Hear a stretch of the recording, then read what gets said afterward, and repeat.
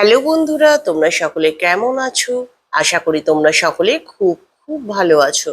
আমি প্রিয়াঙ্কা আজকে আবার চলে এসেছি তোমাদের জন্য একটা নতুন ভিডিও নিয়ে। আজকে আমি তোমাদের সামনে নিয়ে এসেছি দুটো নতুন ধরনের ডেজার্টের আইটেম।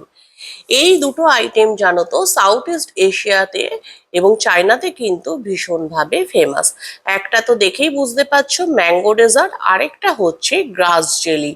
এই যে দেখছো একটা লদলদ করা জিনিস কালো মতো পড়ে আছে, এই জিনিসটাকেই বলা হয় গ্রাস জেলি। এটার অ্যাকচুয়াল উৎপত্তি কিন্তু চায়নাতে। এক ধরনের মিন্ট ফ্যামিলির প্ল্যান্টের থেকে কিন্তু এটা তৈরি হয়।